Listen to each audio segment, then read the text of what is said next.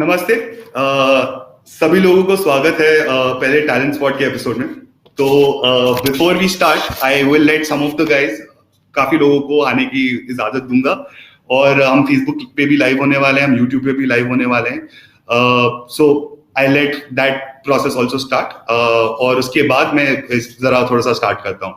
But आज वैसे because of the first episode हमारे साथ फोटो स्पॉट के फाउंडर्स हैं दोनों, संग्राम सिंह और प्रदीप पराशर, राइट? जी नमस्ते। नमस्ते सर। नमस्ते सर। एक और बहुत इंपॉर्टेंट चीज है जो मैं सब ऑडियंस मेंबर जो हमें ज्वाइन कर रहे हैं, और मैं ये बार बार रिपीट करता रहूंगा कि अगर आपको अपने सवाल पूछने हैं फॉर योर किड्स और फॉर द बडिंग एथलीट जो आपके हैं बच्चे, अगर आपको कोई सवाल है संग्राम सिंह से या प्रदीप पराशर से, आप हमको डायरेक्टली पूछ सकते हैं।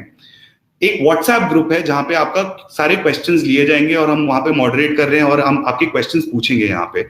तो उस व्हाट्सएप ग्रुप का जो लिंक है जहां पे भी आप देख रहे हो, whether it's YouTube, whether it's Facebook, whether you're on eat meet, आपका वहां पे लिंक दिया गया है, वहां पे एक व्हाट्सएप ग्रुप का। उस व्हाट्सएप ग्रुप पे आप लिंक करके अपना नाम लिखिएगा और अपना क्वेश्चन प्लीज पूछिएगा। तो उसी हिसाब से हम आपको उसका क्वेश्चन, मैं आपका क्वेश्चन यहाँ पे पूछूंगा। तो before anything else I think we are live everywhere, तो हम जरा कहते हैं स्टार्ट करते हैं। संग्राम जी, प्रदीप जी, नमस्ते पहले। जी नमस्ते। नमस्ते। तो सर, संग्राम सर, आपका तो हमें थोड़ा बैकग्राउंड पहले से ही पता है। you're a man who's on a different tangent altogether when it comes down to Indian wrestling. You've made India proud across the board. You've also been an actor. I've been a huge fan of yours in Bigg Boss, by the way. You've also been a motivational speaker, as we know of. So not everyone will know, but I would ask you to give us a small introduction of yourself. आप दोनों को actually I would ask before we start if we can get a small introduction from you guys itself. Okay, should I start or Pradeep ji start? आप किसी को भी start करना है, आप, I mean it's your balls, you know. चलिए प्रदीप जी से start करते हैं। प्रदीप जी आप स्टार्ट कीजिए। Thank you भाई साहब, thank you for giving me the chance first. So hello everybody, मेरा नाम प्रदीप पराशर है and मैं गुड़गांव में रहता हूँ। मैं एक मैनेजमेंट कंसल्टेंट हूँ बैकग्राउंड से। So I've been into management consulting for almost 20 years. I worked abroad also and I've given advice to top leading companies in the world. And I've been the head of Samsung for quite some time earlier. After that, I thought of doing something on my own. And when I started looking at which opportunity should I work on, मैंने देखा कि मेरा जुड़ाव जो है ना खेल से ज्यादा है। बिकॉज मेरी फैमिली में सारे खिलाड़ी हैं। मेरी वाइफ भी नेशनल टीम की कैप्टन रही है। मेरे ससुराल वाले तो सारे, मेरी सास को ले लीजिए, वेटरन स्पोर्ट्स में है। मेरे ससुर कोच रहे हैं इंडियन विमेन टीम के वॉलीबॉल के। मेरे ब्रदर इन लॉ है, ओलंपियन है, संग्राम के काफी अच्छे क्लोज हैं, फैमिली जानते हैं। सो सब स्पोर्ट्स में थे, तो हमने सोचा कुछ ना कुछ स्पोर्ट्स में ऐसा करें कि चैलेंजेस क्या है स्पोर्ट्स के। So we started working on idea, जो हम आइडिया अभी दोनों, मैं और संग्राम जी आपके सामने डिस्क्लोज करेंगे। So we started working on that. So अभी मैं गुड़गांव में हूँ और 100% डेडिकेटेड इंडियन स्पोर्ट्स इंडस्ट्री के एथलीट्स को एक अनदर स्टेज पे ले जाने के लिए। जैसे संग्राम भाई, हम मीटिंग में बात करते हैं, बैठते हैं कि 130 करोड़ जनता है, तो 130 करोड़ मेडल का पोटेंशियल इंडिया में है। तो हम वो 130 करोड़ मेडल तैयार करने की कोशिश कर रहे हैं इस प्रोडक्ट के थ्रू। थैंक यू संग्राम भाई। जी नमस्ते। ये मैं बताना चाहूंगा कि मैं एक छोटा सा रेसलर हूँ और मैंने अपनी जर्नी स्टार्ट की थी एक छोटे से गांव से, जो शुरुआत में मैं रूमेटिक अर्थराइटिस पेशेंट था। और जो प्रदीप जी के इसमें मैं अपने इंट्रोडक्शन में बता दूंगा कि जब मैं गाँव में था तो वहां पे क्या होता था कि बाकी स्पोर्ट्स तो होते थे नहीं। उस टाइम पे इतना पैसा नहीं होता था कि मैं क्रिकेट का बैट खरीदने को आता था 40-50 रुपए का, तो इतना पैसा होता था नहीं। और बैडमिंटन, टेनिस, ये स्पोर्ट्स थे नहीं उस टाइम पे गांव में, और हरियाणा तो खासकर। हाँ, कुश्ती होती थी, लगभग आता था 5-7 रुपए का, 10 रुपए का, कभी माँ ने सील दिया, कभी बहन ने सील दिया। तो एक बार मैंने अपने गांव के मिट्टी कुश्ती देखी अखाड़े के पास गांव में, तो पहलवानों को घी मिल रहा, दूध मिल रहा, थोड़े से पैसे मिल रहे थे। मैंने सोचा काश यार मैं भी पहलवान होता, मगर मेरे हाथ पैर काम करते नहीं थे, रूमेटिक अर्थराइटिस था। मेरा बड़ा भाई स्टेट लेवल का रेसलर था, वो जाते थे।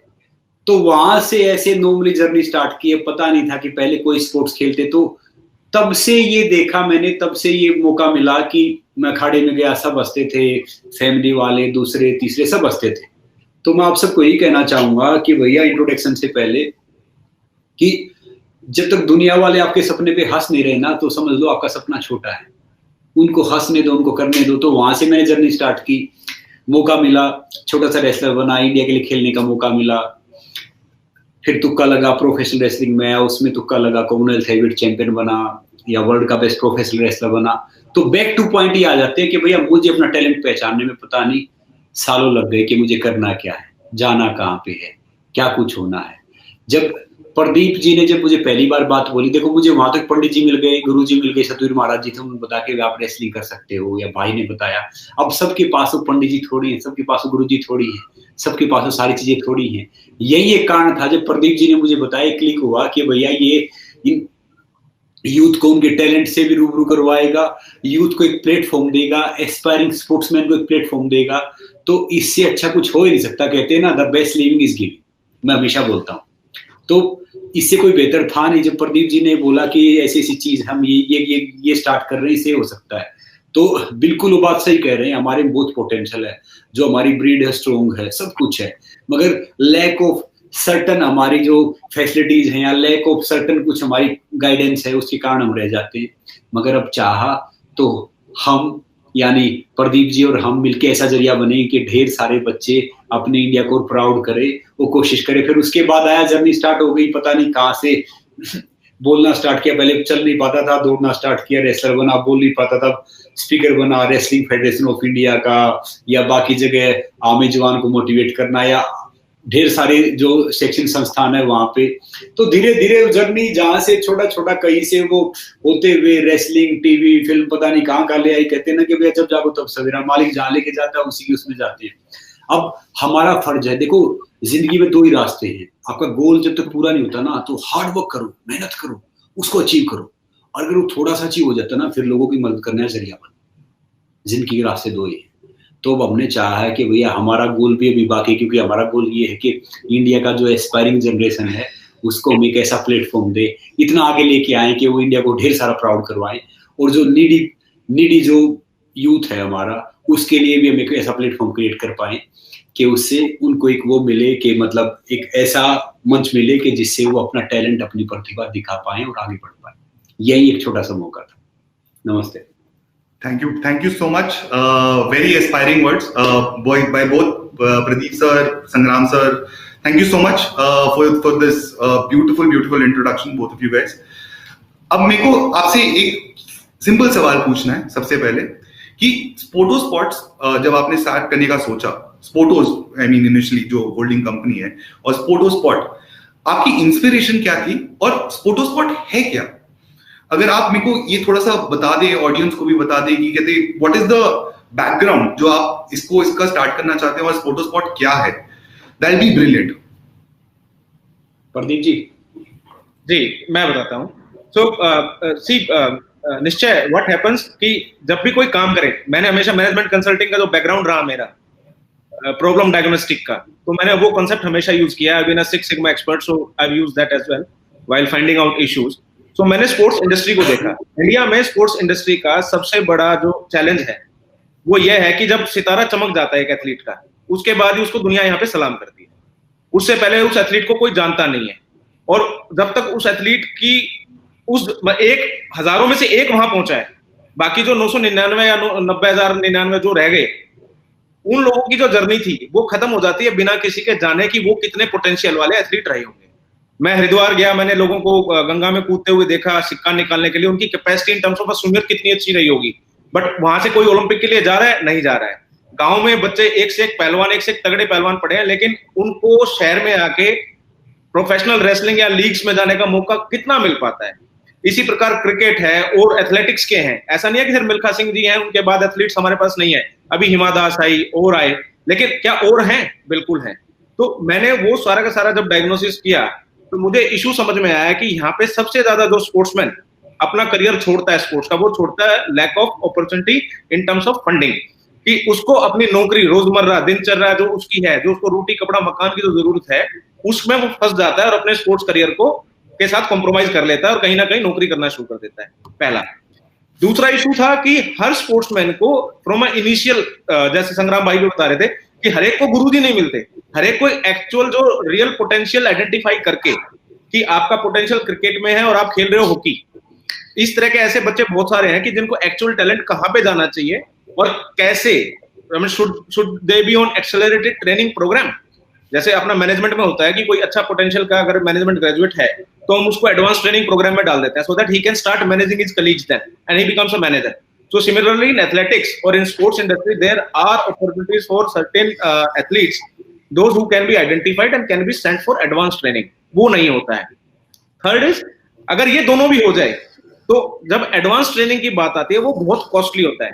मेरा दोस्त है, I will not name him as of the moment, but उसका बेटा वर्ल्ड चैंपियन है गोल्फ का, 3 बारी जूनियर वर्ल्ड चैंपियन रहा है। I have seen his fight, I have seen his struggle, where उसके पास उसने सब कुछ अपना फंड उधार लेके अपने बेटे की ट्रेनिंग में लगाया, because he could not raise the funding for him at that stage. क्योंकि हमारे यहाँ फंडिंग मिलती ही जो स्टार एथलीट होता है उसको होती है, जो स्टार बनने का पोटेंशियल रखता है उसका आइडिया ही नहीं है। आई मीन आज हम बैठे, हमें नहीं मालूम 4 साल के बाद बेस्ट बॉक्सर कौन होने वाला है, because we are not aware of the data.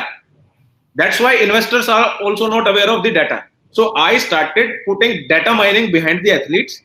और स्पोर्ट का जो कंसेप्ट है, it is all about providing early opportunities for athletes to have a platform for training. Second, providing opportunities for aspiring and promising athletes to get sponsorships at early stage.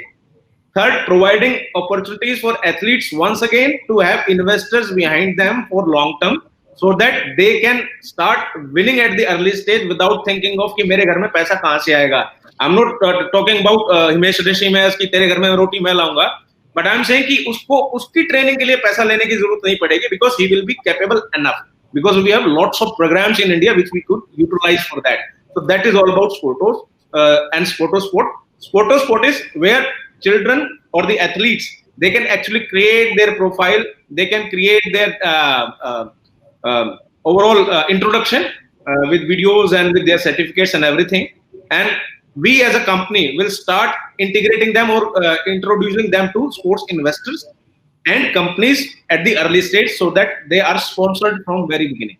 That is what sport is all around.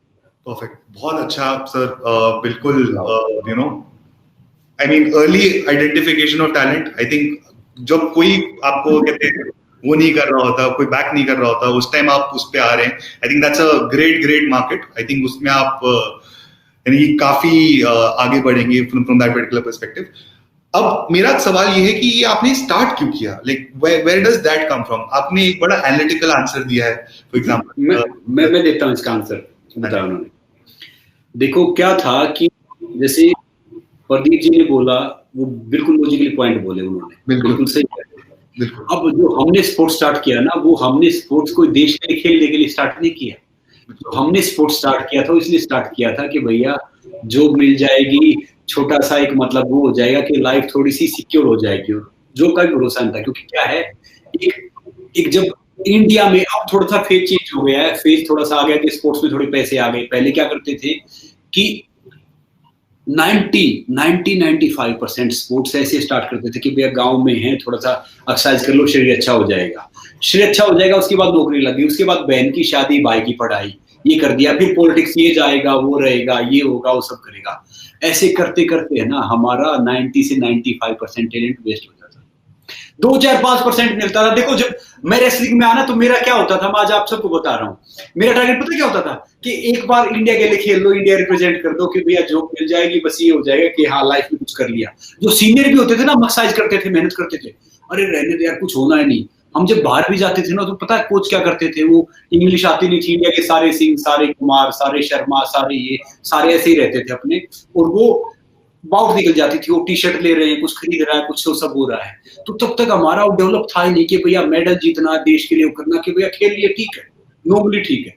तो वो सोच अब develop हुई है थोड़ी थोड़ी, और इसी सोच को मद्देनजर रखते हुए ये ऐसा प्लेटफॉर्म है। ये सोच भी हर जगह नहीं हुई, अभी भी गाँव में क्या है, प्रदीप जी ने जो एक बात बड़ी अच्छी बोली कि जो ट्रायल में 2 जीत गए, फर्स्ट आने वाले को सब कुछ मिल गया, मगर सेकंड आने वाला वही खड़ा हुआ है, रेलवे में छोटी सी जॉब के लिए फाइट कर रहा है, पुलिस में छोटी सी जॉब के लिए फाइट कर रहा है, आर्मी में छोटी सी जॉब के लिए फाइट कर रहा है, हर जगह ये सारी चीज कोशिश कर रहा है। तो मैं कह रहा हूं कि हम ये कोशिश करें कि भैया जो भी थोड़ा सा ऊपर उठ के आता है, भले ही वो नंबर 2 है, नंबर 3 है, नंबर 4 है, कि उसको एक ऐसा ही प्लेटफॉर्म मिले कि वो परफॉर्म भी करे, उसको स्पॉन्सरशिप भी मिले, और वो उसमें क्या पता इतना पोटेंशियल हो कि वो अपने करियर को आगे एज ए प्रोफेशनल स्पोर्ट्समैन लेके आ जाए, या नॉर्मल कोई यूथ है जिसको स्पोर्ट्स से नहीं है कि भैया वो प्रोफेशनल अपनी हेल्थ ऐसी बना पाए कि वो लाइफ टाइम वो अपने बच्चों के साथ आसानी से जी सके, आसानी से अपना व्यतीत कर सके।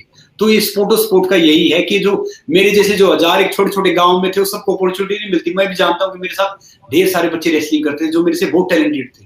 अब वो पता है कि कोई खेती कर रहा है, कोई छोटी सी जॉब कर रहा है, कोई बाकी चीज कर रहा है, तो मुझे ना उनका बहुत वो फील होता है। जब प्रदीप जी ने बात बताई तो भैया अगर हम इसका थोड़ा सा भी जरिया बन पाए ना, अगर 1% भी कुछ कर पाए, तो मैं कह रहा हूँ कि 1% है ना, कम से कम कई करोड़ों बच्चों का करियर बना देगा, कई करोड़ों बच्चों का। और अब तो इंडिया में वैसे चेंज हो गया, पहले तो स्पोर्ट्स मिनिस्टर वो बनता था जो खुश करना होता था कि भैया ठीक है स्पोर्ट्स में आ गया। पहले स्पोर्ट्स मिनिस्ट्री सीरियस थी नहीं अपने, अब स्पोर्ट्स सीरियस है, अब स्पोर्ट्स में पैसा भी आ गया। अब क्रिकेट के अलावा पता चलता है कि बाकी स्पोर्ट्स है, सारी चीजें हैं। मगर उसके बावजूद भी जो रिमोट एरिया, जो छोटे छोटे गांव है ना, हम आज भी पता क्या काम कर रहे हैं, हम आज भी क्या कर रहे हैं कि बढ़ते हुए को सब बढ़ते हैं, खाली कोई नहीं बढ़ता। आज भी जो स्टार बन गया ना, जो प्रदीप जी ने बोला, जो चमक रहा है, उसके पीछे तो भाग रहे हैं। नंबर 2, नंबर 3, नंबर 4 कौन है उसको आज भी नहीं जानते। वो आज भी, और एक स्पोर्ट्समैन बनाने के लिए ना पूरा परिवार यहाँ पे उठा रख लेता है, उसके भाई बहन सब कुछ, और वो सारा अपना खाना पीना जो अर्निंग है सब कुछ उस पर लगा देते हैं। और गलती से कोई इंजरी हो जाती है तो देखो फिर क्या होता है। और मैं कह रहा हूँ कि स्पोर्ट्समैन का पूरा करियर पता है सिर्फ एक उस लम्हे के लिए होता है कि भैया कब वो अपने देश का नाम रोशन करे, कब वो तिरंगा फहराए, कब वो मेडल जीत के आए। वो अपनों की, परिवार वालों की, दोस्तों की, सबकी कुर्बानी हो जाती है उसमें, और उसके बावजूद तो सफल नहीं हो पाता। फिर क्या होता है। तो ये स्पोर्ट एक वही एक प्लेटफॉर्म है कि मान लो भैया एक मौका सफल नहीं हुआ, दूसरा नहीं हुआ, तीसरा, कि जिसमें जिद है, जिसके सपने हैं, जिसको अच्छा करना है, तो एक उसको एक ऐसा प्लेटफॉर्म देगा कि वो आगे आके अपना पोटेंशियल टैलेंट ये दिखा सके। नमस्ते। Thank you so much sir. Pradeep sir, अगला सवाल आपके लिए है सर, मेरे काफी डायरेक्ट सवाल है। यानी कि हमने अब जैसे ये टैलेंट स्पॉट स्टार्ट किया है, राइट, इसका महत्व भी कहते ये है कि कहते you know how can you identify talent. अगर आपके बच्चे के अंदर टैलेंट है तो थोड़ा सा इस पे बात करें कि कौन कौन आने वाले हैं टैलेंट स्पॉट के मंच पे, और यू नो डिफरेंट स्पोर्ट्स कौन से हम टारगेट करने वाले हैं, जिससे हम आइडेंटिफाई कर पाए कि आपके बच्चे के अंदर क्या टैलेंट है, क्या है, ऑल ऑफ दैट। अगर आप उस पे थोड़ा सा लाइट दें और ऑडियंस को बताएं कि क्या हो रहा है। सो आई थिंक मैं इसमें संग्राम भाई को भी लूंगा। अभी पहले मैं थोड़ा बता देता हूँ। Please. Talent sport basically series of webinar है जिसके अंदर हम लोग अलग अलग स्पोर्ट्स सेलिब्रिटीज, वो सेलिब्रिटीज जो चैलेंजेस में से निकले हैं, अपने पास ऐसी सक्सेस स्टोरीज भी हैं जो रिच थे, अमीर थे, स्पोर्ट्स में भी अच्छा किया बिकॉज उनके पास ट्रेनिंग फैसिलिटीज हायर करने की, कोचेस हायर करने की कैपेबिलिटी थी। लेकिन ऐसे स्पोर्ट्स स्टार जो चैलेंज में से निकले, रैग्स टू रिचेस, यानी कि जिनके पास एक समय, हम नाम डिस्क्लोज अभी नहीं करेंगे, संग्राम भाई को मैं वो अपॉर्चुनिटी दूंगा, लेकिन ऐसे स्पोर्ट्समैन जिनके पास अपनी किट खरीदने के पैसे नहीं और वो ओलंपिक लेवल तक गए, तो वो एक गया लेकिन उसके पीछे भी 1000 बाकी रह गए जो वहां तक का भी हिम्मत नहीं कर पाए। तो जिनको हिम्मत नहीं मिली, जिनके पास वो कैपेसिटी नहीं थी, we are as a sports platform, we are trying to bring that capability to those people, those who really have the potential, जिनमें दम है बट पैसे नहीं है। तो पैसे वाले इशू जो है उसको हम खत्म करेंगे, फंडिंग का इश्यूज हो गया, स्पॉन्सरशिप का इश्यूज हो गया, उसको हम खत्म करेंगे। और तीसरी बात संग्राम भाई ने भी एक जिक्र उठाया कि सरकारी नौकरियों के लिए स्पोर्ट्समैन बड़ा तरसता था, जो पुराना अपना ट्रैक रिकॉर्ड रहा इंडिया में कि स्पोर्ट्समैन है तो वो सरकारी नौकरी तक ही जाता था। लेकिन अभी क्या है, but I am seeing because I am from corporate background and Nishchay you will, I think you will also support this and everybody who is watching, कि every company now looks at somebody to promote their brand, right? वो बाद में जाके 10 करोड़ 15 करोड़ 50 करोड़ का एक contract sign करते हैं athlete के साथ। मोस्ट ऑफ स्पोर्ट्समैन बहुत सारे हैं जो इसमें हैं, बट अगर उनको इनिशियल स्टेज पे ही उनके लिए स्पोर्ट्समैन मिल जाएं और अच्छा काम करने वाले स्पोर्ट्समैन उनकी कंपनीज को भी ज्वाइन करें, because I know few companies are already doing that. So वो जो एक एक्सपोजर है स्पोर्ट्समैन को, वो नॉलेज अभी वास्ट मिला नहीं है। जिस शहर में कंपनी है उस शहर के स्पोर्ट्समैन को मालूम है, लेकिन बाकियों को मालूम नहीं है। अब पंजाब में कोई अच्छा रेसलर है, उसको नहीं मालूम कि गुड़गांव में नौकरी लगती है स्पोर्ट्स कोटे में भी। आई मीन ऐसा स्पोर्ट्स कोटा नहीं है, बट कंपनियां लेती हैं, स्पोर्ट्स प्रोफेशनल्स को लेती हैं। There are many companies Noida who take them, there are in Bangalore, they are in Mumbai, those who take them. So we are building that ecosystem कि कोई भी खिलाड़ी छूटे ना। मेडल नहीं लाया कोई बात नहीं, but he can actually become a good coach also, he can, because उसने अच्छा खेला है। so he can become a coach, so he can provide training. दूसरा सबसे बड़ा इशू जो आता है निश्चय, I think I'm not diverting from the question. If I am, then please do 1 point. The other thing is, there is another big issue, संग्राम भाई. The issue is कि हम खेलों में क्या देखते हैं, जैसे आपने बताया, मैं उसी को एलाबोरेट कर रहा हूँ कि गांव में कुश्ती खेलते थे तो कुश्ती खेल ली, कुश्ती में कर लिया. अभी शहरों में भी क्या होता है, my son is going to cricket academy because the nearest playground around my society is a cricket academy only. So even if he wanted to play hockey or he wanted to do a course in boxing, I don't have a nearby academy where I could send my kid, right? So पड़ोसी जो खेल रहा है, भाई क्या खेल रहा है, बड़ा भाई बहन क्या खेल रही है, वो उसी गेम में चले जाते हैं, right? And then they started utilizing their capabilities over there, and sometimes they do not become the exact sports person they wanted to, even though they had done a lot of activities. So उसमें जो एक evaluator होता है, जो identifier होता है, जो उसके skill को identify करता है, that should be somebody who is an expert into that. So हमारे पास जो capacity है right now, I mean, as of the moment, Sport to Sport has a capacity in Delhi NCR itself that we have training academies for, I mean, our own academies for 20 plus games at Olympic level. तो हमारे पास Olympic level की 20 training academies हैं अलग-अलग games की. Now coming to main 7 or 6 games, if we want to talk about in India, I mean, definitely cricket is the favorite boy of everybody. So cricket definitely, because it's followed by many people in India. But as Sangram bhai said, कि cricket के अलावा बहुत सारे ऐसे games हैं जिसमें पैसा आने लगा है. So early wins की तरह अगर हम बात करें, Sport to Sport as a company, if we want to talk about, we are targeting in the first 2 years, we are targeting wrestling, we are targeting boxing, we are targeting kabaddi, because kabaddi has become a star game, right? And there is volleyball, which is underrated in India, but volleyball is one of the best games which people follow in India. I mean, this is an insight. I think if you take a survey of whole India, आप south से लेके north तक आ जाओ, हर गांव में आपको volleyball खेलता हुआ दिखेगा आदमी, and they follow it, right? There is another game in Punjab, Delhi, UP, Haryana, circle kabaddi, जिसको लोगों ने अभी तक अच्छे से पहचाना नहीं है, पर दमखम का गेम है, जबरदस्त मजा आता है. मतलब it's like a bull fighting another bull. It's that kind of game, and it's good for people to watch, right? So those kind of games we are targeting at Olympic level. We will be targeting 6 games initially, which includes wrestling, boxing, table tennis, lawn tennis, and hockey. So these are the games which we will be targeting in the first year. And we have done a survey internally where we have seen कि around 80% जो बच्चे हैं, they're interested in this. So पहले हम एक funnel create कर रहे हैं for the first year, that we are taking the kids in it, and then we will evaluate their talent, and we will start sending them into exact positions where they should be, according to the coaches and according to the experts. और उसके basis पे we will start training them, and that is what China did a few years back when Beijing happened, and China started working on this sports development program. US started this, UK has started this. So ये ऐसी चीजें हैं कि जो हमें international level पे बहुत ज्यादा ट्रेन करने का मौका देंगे. संग्राम भाई, आप भी इसके बारे में बताएं. मैंने 6 गेम बोले हैं अभी, 6 game we will target in the first year. जी, आपने जो बोला सही है कि हम इसमें बैडमिंटन को शामिल कर सकते हैं, क्योंकि बैडमिंटन में अभी फिलहाल हम वर्ल्ड चैंपियन भी हैं और हमने काफी अच्छा किया है. जैसे सिंधु है, साइना है या श्रीकांत है, वो भी हम इसमें ऐड करेंगे. जो सर्कल कबड्डी है वो अभी नेशनल गेम नहीं बना है नॉर्मली, मगर उसको पब्लिक देखती बहुत है नॉर्थ इंडिया में. मतलब वो बहुत, जैसे कह रहे थे ना Pradeep ji, bull to bull fight, वो अच्छा है. बाकी जो प्रदीप जी ने बोला बाकी सही है कि हम क्या करेंगे, जो मेन है, जो ये बताने की कोशिश कर रहे थे कि मान लो कोई बच्चा है, उसको प्रैक्टिस करनी है जूडो की, रेसलिंग की, और उसके पास है सिर्फ क्रिकेट, तो स्पोर्ट क्या करेगा कि उसको कनेक्ट कर देगा वहां पे एकेडमी में, कोचिज से, हर जगह घर बैठे भी कि भैया आप ये ट्रेनिंग कर सकते हैं यहाँ पे, इनसे ऑनलाइन भी ले सकते क्लासेस, इनके पास जा भी सकते. तो स्पोर्ट एक वो भी उनकी हेल्प करेगा. फिर उसके बावजूद जो अच्छे खिलाड़ी हैं वो इसके ऊपर क्या कर सकते हैं कि अपना सर्टिफिकेट भेज सकते हैं, एक प्रोफाइल क्रिएट करेंगे एक स्पोर्ट्समैन का. ये प्रोफाइल क्या होता है कि हमारा प्रोफाइल तो आज तक नहीं बना, क्योंकि पहले ये फैसिलिटी थी नहीं. वो प्रोफाइल क्रिएट करेंगे ताकि किसी को बताने की जरूरत नहीं है खिलाड़ी किस रैंक का है, कौन है, क्या है. कोई भी इन्वेस्टर है या फाइनेंसर है या कुछ भी है, वो देख सकता है उसका प्रोफाइल, और उनको अच्छा लगा तो वो अपनी, जैसे प्रदीप जी ने बोला, अपनी कंपनी के लिए पिक भी कर सकते हैं, उनको आगे बढ़ने में हेल्प भी कर सकते हैं, उनको एक प्लेटफॉर्म दे सकते हैं फाइनेंशियली कि भैया आप सुटेबल हो, आप ये खेलो, आगे जाके ये सब करो।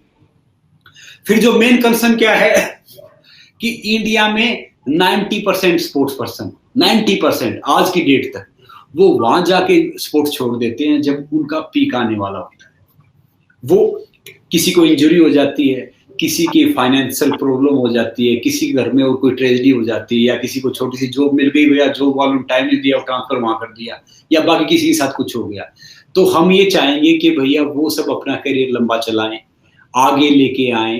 तो स्पोर्ट का एक मेन मीनिंग यही है कि एक कहते हैं ना कि कड़ी से कड़ी जुड़ती है, कि कहते हैं ना कि भैया उठने के लिए पहले आपको गिरना पड़ता है, गिरोगे तभी तो उठोगे ना।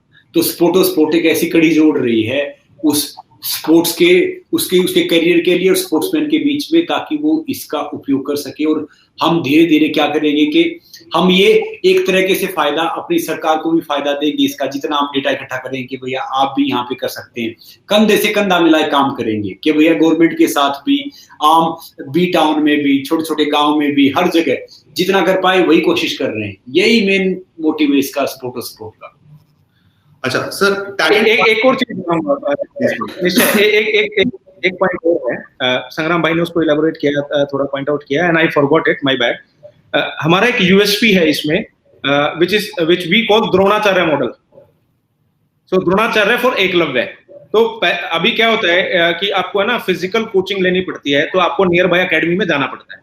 अब मेरा बेटा अगर बॉक्सिंग करना चाहता है और बॉक्सिंग का कोच मेरे से 50 किलोमीटर दूर है, अच्छा, सो हमारा जो प्लेटफॉर्म है, this will also create a network of coaches all situated all around, चाहे इंडिया में हो चाहे अब्रॉड हो, और यहाँ पे कहीं पे भी किसी भी ज्योग्राफिकल लोकेशन पे बैठ के बच्चा वहां से ऑनलाइन ट्रेनिंग भी ले सकता है, मेंटरशिप भी होता है। सो सेलिब्रिटी मेंटरशिप इज देयर।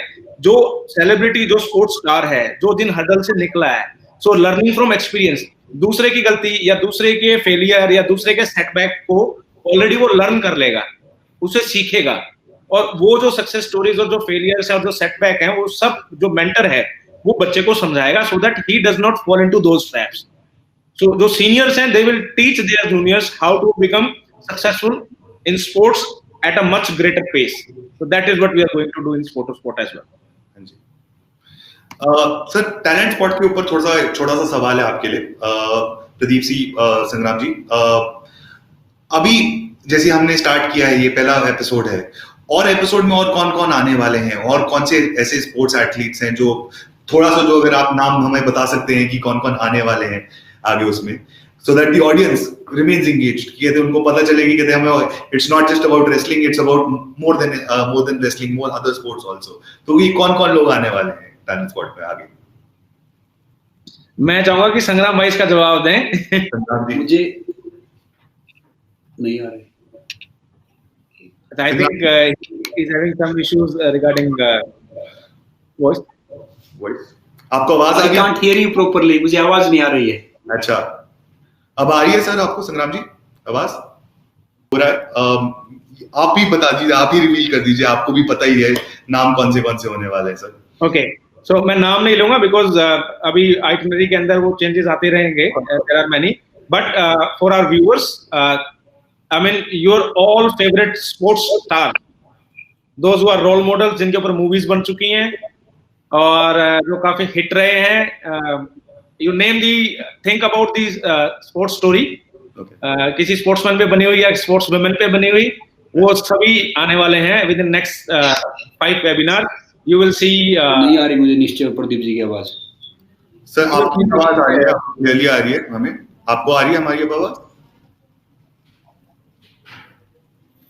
मुझे आवाज नहीं आ रही है, शायद मेरी आवाज आ रही है आप सबको? हाँ जी, हमें आ रही है।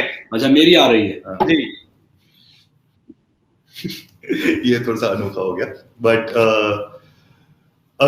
Okay, so coming back to this, Pradeep sir, जो मूवी स्टार्स हैं, जो मूवीज स्पोर्ट्स स्टार्स पर बनी हैं इंडिया में, जो हिट रही हैं, सुपर डुपर हिट रही हैं, वो सभी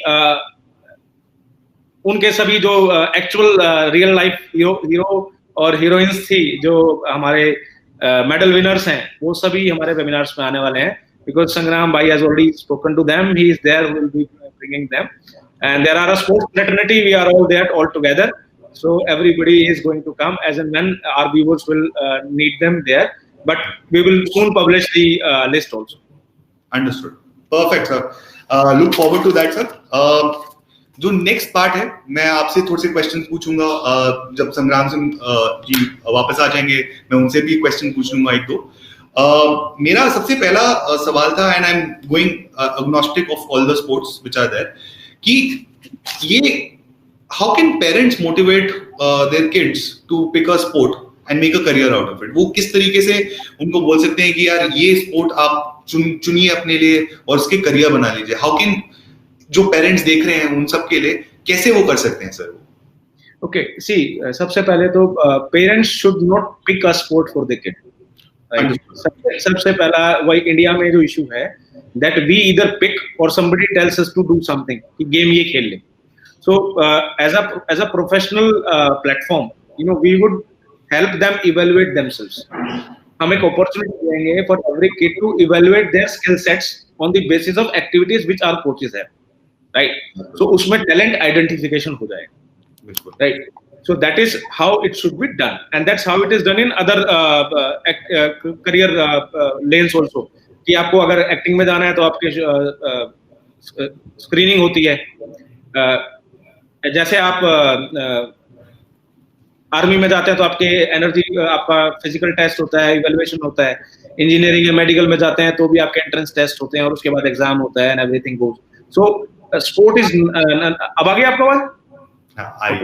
सो समथिंग लाइक दैट, कि जिसमें प्रोफेशनल मैनेज तरीका हो. Sports is not just a game now, it is a career, it is a subject. और न्यू एजुकेशन पॉलिसी 2020 जो आई है, that has given sports something which was beyond imagination in India. Now there will be scholarship on the basis of sports. Now there will be big time career on the basis of sports. और sports कितना hit हो गया है कि Bollywood sports के पीछे घुस गया है. I mean, latest Rajkumar Rao launched Thalang. I mean, a good movie, but everything is coming about sport and he is given a good message over there. So sport is definitely become a professional platform, and that's why we came into the existence. Because we wanted to guide the student on the basis of what they have. Our athlete is not only athlete anymore; he's a sports student. So our मैं tagline दे रहा हूँ, भाई साहब, sports student. जैसे होता है ना, science student, art student, commerce student. So similarly, we have a sports student now. बढ़िया, क्या बात है. संग्राम जी, अब आपसे मैं थोड़े से रेसलिंग वाले सवाल पूछूंगा, specifically because you are a wrestler yourself. आपसे स्पेसिफिक सवाल पहले ये होने वाला है कि बच्चों के अंदर टैलेंट, यानी कि आपको कैसे पता चलेगा कि कहते हैं आप रेसलिंग में अच्छे हो सकते हो, right? If you are a parent, for example, आपने अपने बच्चे को देखा है और उसने ऐसी 2-3 चीजें करी हैं, क्या वो 2-3 चीजें हैं जिससे वो अर्ली आइडेंटिफिकेशन हो जाए कि this kid will be really good at in wrestling itself, for example. और उसके साथ साथ यानी कि not just wrestling, different age groups में डिफरेंट चीजें होती हैं जो आप आइडेंटिफाई कर सकते हो, राइट? आप उसको जरा थोड़ा सा डिटेल कर सकते हैं हमारे लिए कि किस तरीके से ये टैलेंट हम फिगर आउट कर सकते हैं कि रेसलिंग का बच्चे में हुनर है? देखिए, पहले तो मैं माफी चाहूंगा कि क्या आवाज थोड़ी सी डिस्टर्बेंस हो गए थे. अच्छा, मैं आप सबसे कहना चाहूंगा कि देखिए कि बच्चे का जो टैलेंट है ना, वो पहचानने के लिए, आवाज ठीक आ रही है, डिस्टर्बेंस आ रहा है? बिल्कुल सर, बिल्कुल आवाज परफेक्ट है. तो बच्चे का जो टैलेंट है उसको पहचानने के लिए आपको कोई ज्यादा करने की जरूरत नहीं रहती. देखो, पहले मैंने बताया था कि gymnastic is the mother of sports. पहले मैंने एक बात बोली थी कि भैया जो भी बच्चा, जिसको भी स्पोर्ट्स आपको खिलाना है, जब बच्चा 6 साल का हो जाए तो उसको ना हल्की सी जिम्नास्टिक करवाना स्टार्ट करो. क्योंकि गांव वगैरह में फैसिलिटी है नहीं, तो गांव में क्या है कि उसकी हल्की रनिंग करवा के, स्ट्रेचिंग करवा के, चक्रासन करवा के, सब उसकी बॉडी को 2-3 साल ऐसा लेके आओ कि वो जब 9-10 साल का होगा तो वो इतना एबल होगा कि वो काफी स्पोर्ट्स कर पाएगा. उसके बाद हम उसका टैलेंट पहचान सकते हैं कि ये रेसलर बनेगा या बॉक्सर बनेगा या क्रिकेट में जाना है इसको या किस चीज में जाना है, जैसे स्पीड उसकी ज्यादा है, स्प्रिंटर बनेगा या एथलेटिक्स में जाएगा, तो उसके हिसाब से टैलेंट होता है. और मैं आज भी कह रहा हूं कि देखो, टैलेंट सेकेंडरी होता है. जो हार्ड वर्क करता है ना, हार्ड वर्क हमेशा टैलेंट को बीट करता है. एक पुरानी कहावत है कि 99% हार्ड वर्क और 1% लक, उसको बोलते टैलेंट. मतलब जो प्रतिभा। हाँ, बाकी क्या के टैलेंट पहचानने के लिए स्पोर्ट इसमें उसकी मदद करेगा, इसीलिए तो इसकी यूएसपी है कि भैया जैसे पहले तो क्या होता था कि काफी सालों लग जाते थे पहचानने में कि भैया इसको कबड्डी खेलना चाहिए, कुश्ती करना चाहिए, अखाड़े में बच्चा जा रहा है पिछले 7, 8, 10 साल से। अब हम क्या करेंगे कि उसको फौरन पहचान लेंगे कि भैया इसको क्या करना चाहिए, क्या खेलना चाहिए। जैसे कोई बच्चा रेसलिंग कर रहा है तो मैं उसको चलते हुए देख के बता दूंगा कि ये इस पैर से अटैक मारने की कोशिश करेगा या इस पैर से करेगा, क्योंकि वो इतने साल का अनुभव होने के बाद आया ना। तो यहाँ पे बच्चे को क्या है कि हम इतने साल का अनुभव उस बच्चे को स्टार्टिंग से ही देंगे कि भैया आप करना है, कुछ जुनून तो रखो, आप एक मादा तो रखो करने का, आप एक वो कोशिश तो करो कि आपके पास ये सारी चीज हम वैसे प्रोवाइड करवा रहे हैं। तो टैलेंट को पहचानने के लिए क्या होता है कि उसके हाव भाव, उसका देखना, प्रैक्टिस करने का स्टाइल, उसका भागने का, दौड़ने का, चलने का, वर्कआउट का स्टाइल, तो काफी कुछ बता देता है कि ये बच्चा कितना स्पोर्ट्स में आगे जाएगा या कितना स्पोर्ट्स के लिए सीरियस है। तो हम उसको ऐसे देख के पहचानते हैं। Perfect, thank you so much for answering that. Before I ask you the next question संग्राम जी, मैं सारी ऑडियंस को रिक्वेस्ट करूंगा अगर आपके पास कोई सवाल है संग्राम जी के लिए या प्रदीप जी के लिए, और regarding anything, any sport, anything regarding की कहते किस तरीके से आइडेंटिफाई, किस तरीके से फाइनेंस किया जा सकता है, किस तरीके से कोचेस को आइडेंटिफाई किया जाता है, कोई सा भी सवाल हो आपके लिए, वो आप प्लीज कहते हैं हमारे जो व्हाट्सएप ग्रुप है जहां पे भी आप देख रहे हैं वहां पे एक व्हाट्सएप ग्रुप का लिंक होगा, वहां पे आप अपना क्वेश्चन प्लीज अपने हमें दे सकते हैं। राइट संग्राम जी, सेकंड क्वेश्चन, ये गुरु शिष्य की जो प्रथा होती है बहुत इंपॉर्टेंट होती है स्पोर्ट्स के केस में। राइट, आपको कोचेस, मेंटर्स बहुत इंपॉर्टेंट होते हैं जब आपकी लाइफ, स्पोर्टिंग लाइफ आपकी जब प्रोग्रेस कर रही होती है। मेरे को ये पूछना है कि आप एक अच्छा कोच, एक अच्छा मेंटर कैसे फिगर आउट करते हो रेसलिंग के case across different sports also? किस तरीके से वो आइडेंटिफाई किया जा सकता है कि यार ये कोच अच्छा है? देखिए, पहले क्या होता था कि इंडिया में हम सोचते थे कि जिसने काफी कुछ अचीव कर लिया तो अच्छा कोच होगा, वो बताएगा, सब कुछ करेगा। मगर जब मैं रशिया गया तो मैंने देखा वहां पे रशिया में तकरीबन ओलंपिक चैंपियन और वर्ल्ड चैंपियन है। तो मैंने देखा कि उनकी टीम का जो नेशनल कोच था ना, वो ऐसा था कि उसका स्टेट में मुश्किल से पोजीशन थी। तो फिर मैंने सोचा कि भैया उसकी स्टेट में मुश्किल से पोजीशन है और ये इतने बड़े स्पोर्ट्समैन है, क्या कारण है कि रखते क्यों नहीं। फिर मैंने जब उनसे बात की, एक ने ट्रांसलेट किया कि भैया जो ओलंपिक चैंपियन है, वर्ल्ड चैंपियन है, वो सोचेगा कि मैं ये दाव मारता था, ये दाव मारो। वो उस बच्चे का टैलेंट कम देखेगा, जो अपना टैलेंट है ना उस बच्चे पे ज्यादा ला देगा। तो ये क्या है, जो नया है उन बच्चों में फायर देखेगा कि भैया जो मैं नहीं कर पाया तो ये कर सकते हैं। तो एक अच्छा कोच वो होता है जो उस बच्चे का दोस्त भी होता है, उस बच्चे का फादर भी होता है, उस बच्चे का मेंटर भी होता है, और सबसे जरूरी है कि उस बच्चा डॉक्टर भी होता है। उसको पता है कि बच्चा सोया या नहीं सोया, उसको पता है कि इसकी प्रॉब्लम क्या दिक्कत हो रही है, उसको पता है कि इसने खाना क्यों नहीं खाया है। तो अभी तक हमारे यहाँ पे लैक ऑफ गुड कोचेस की कमी है। हम अच्छे कोच आ रहे हैं, नो डाउट, आजकल अच्छे कोच है, मगर वो जो रशिया वाला और जो यूएसए वाला सिस्टम है ना, आज हम डेवलप करने की कोशिश कर रहे हैं, मगर अभी तक हम वहां पे पहुंचे नहीं है। तो वो हम कोशिश करें कि इसमें भी एक कहते हैं गुरु शिष्य की, क्योंकि गुरु के बिना ज्ञान है नहीं, हो ही नहीं सकता। तो वो गुरु हमें वहां तक तो पहुंचा सकता है, मगर देखो ऑर्डिनरी में एक्स्ट्रा ऑर्डिनरी में कितना फर्क होता है। ऑर्डिनरी, एक्स्ट्रा ऑर्डिनरी, उसमें एक्स्ट्रा लग गया। तो क्या है कि वो जो गुरु है ना, वो सही गुरु हमें एक्स्ट्रा ऑर्डिनरी बना सकता है ऑर्डिनरी से। तो यहाँ के जो हमारे गुरु मिलते हैं, हमें ढेर सारे वो करते हैं, हमें ऑर्डिनरी बना देते हैं कि हम शाइन कर देते हैं। मगर एक्स्ट्रा ऑर्डिनरी बनने के लिए क्या है कि उस गुरु की एक पारखी नजर और गुरु की जो मेहनत है वो होनी जरूरी है। और गुरु कौन होगा, वो धीरे धीरे यहाँ पे डेवलप हो रहा है। यहाँ पे भी गुरु आ रहे हैं अच्छे, वो समझ रहे हैं कि आजकल बच्चों क्या चाहिए। जैसे पुराने कहते थे कि भैया 5000 डंड मार दो, वो पहलवान 5000 डंड मारता था, ताकत आ जाएगी हाथों में। मगर क्या पता इस बच्चे को 5000 की जगह टेक्निक प्रैक्टिस करवाओ, बाकी चीजें करवाओ, इसमें बेस्ट करे। कोई बच्चे कहते थे क्रिकेट के लिए फील्डिंग करो, आप भागते रहो भागते रहो। क्या पता कोई कैचिंग ऐसी करवाए, बैटिंग का ऐसा कोई वो बताए कि भैया बच्चा लंबे शॉट मारे। तो वो सही गुरु आजकल भी हो रहे हैं, और हम इस प्लेटफॉर्म से वही कोशिश करें कि सही गुरु के थ्रू सही चीजों का उस बच्चे के पास पहुंच पाए। और मैं कह रहा हूं, देखो परफेक्ट कोई नहीं होता, परफेक्ट कोई होता ही नहीं, मगर क्या है कि सही तरीके से कोशिश तो करें ना। अब कोशिश करेंगे, वो सही तरीके से करेंगे, एक बच्चे को उसके साथ जब लेके चलेंगे तो उसमें काफी बिलीव हो जाता है, काफी विश्वास हो जाता है कि भैया वो आप ये कर सकते हो और आप ये अचीव करके रहोगे। तो ये गुरु शिष्य का तो बहुत जरूरी है। स्पोर्ट इसके लिए कोशिश करेगा पूरा कि सही मायने में सही गुरु मिल पाए सही शिष्यों को। थैंक यू सो मच अगला क्वेश्चन जो मेरी साइड से है, मैं 3-4 क्वेश्चंस और पूछने वाला हूँ before I open it to the audience वाले क्वेश्चन, क्योंकि मेरे पास बहुत सारी। आपकी आवाज चली गई है? आवाज आ रही है सर? अब मेरी सब आवाज आ रही है? अभी आई है। अच्छा, तो मैं ये कह रहा था कि कहते हैं मेरे 3-4 और सवाल हैं जो मैं पूछने वाला हूँ before I open it to the audience. काफी सवाल आए जा रहे हैं उनके भी। अगला सवाल एक्चुअली आप दोनों के लिए है।